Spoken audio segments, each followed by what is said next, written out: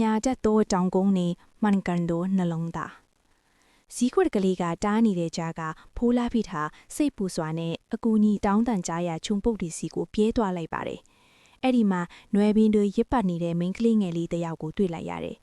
သူမဟာငိုယိုနေပြီးဖိုးလာဖိကိုမြင်တာနဲ့ကျေးဇူးပြုပြီးကျမကိုကဲပါကျမရဲ့ရွာကိုပြန်ချင်လို့ပါလို့တောင်းပန်ရှာတယ်ဖိုးလာဖိကသူမကိုကူညီဖို့လက်လန်းလိုက်တဲ့အချိန်မှာပဲသူ့အိတ်ထဲကမှန်ပီလူးအဟောင်လေးကထူးဆန်းစွာအလိုလိုပူနွေးလာပါတယ်ဖိုးလာဖိဟာတခုခုကိုတန်တရက်ဖြစ်သွားပြီးမှန်ပီလူးကိုမျက်လုံးမှာတတ်ကမိန်းကလေးကိုကြည့်လိုက်မိတယ်အံ့ဩစရာပါပဲ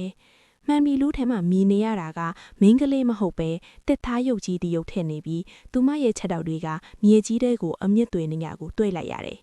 ဒါဟာတောင်ကုန်းကဖန်တီးထားတဲ့လှဲ့ကွက်တစ်ခုပါမင်းကလူသားစစ်စစ်မဟုတ်ဘူးပဲလို့ဖိုးလာဖြီကအော်ပေါ်လိုက်တဲ့အခါမင်းကလေးရဲ့ပုံတရံဟာရုတ်တရက်ပျောက်ကွယ်သွားပြီးချုပ်တွေ့နေတဲ့တစ်ကိုင်းချောက်ကြီးတစ်ခုအဖြစ်ပြောင်းလဲသွားပါတယ်။အဲ့ဒီနောက်ပတ်ဝန်းကျင်ကတစ်ပင်တွေဟာရဲမော့တန်တွေနဲ့အတူတုံခါလာကြပြီးလမ်းကြောင်းတွေကလည်းပိုပြီးရှုပ်ထွေးသွားပါတော့တယ်။ဒီတောင်ကုန်းကငါတို့ကိုလမ်းမအောင်လုပ်နေတာလို့ဇီးကွက်ကလေးကပြောလိုက်တယ်။ငါတို့မျက်စိနဲ့မြင်ရတာကိုမယုံနဲ့မင်းရဲ့မှန်ပီလူးကပြတဲ့အမှန်တရားကိုပဲကြည့်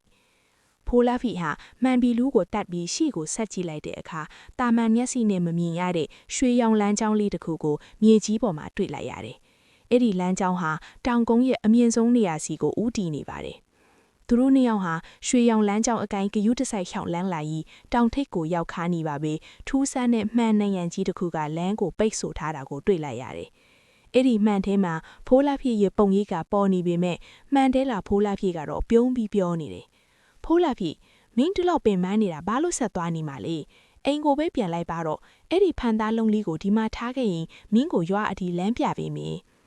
မှန်တဲ့ကပုံရိပ်ဟာဖိုးလာဖိအနစ်သက်ဆုံးမုတ်တီကစားရောင်လေးကိုပါပြတာပြီးဆွဲဆောင်နေတယ်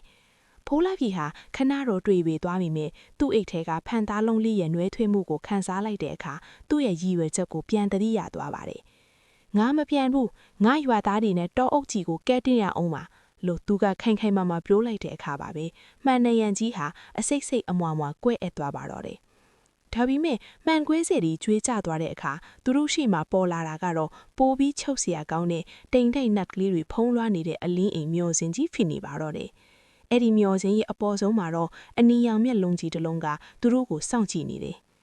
နောက်အပိုင်းမှာဘာထင်မလဲအလင်းအိမ်မျောစင်ပေါ်ကအနီရောင်မျက်လုံးကြီးကဘာတူလဲဖိုးလာပြီးအဲ့ဒီမျောစင်ပေါ်ကိုဘလို့တက်မှာလဲနောက်ပိုင်းကိုဆက်လက်အားပေးကြပါဦးနော်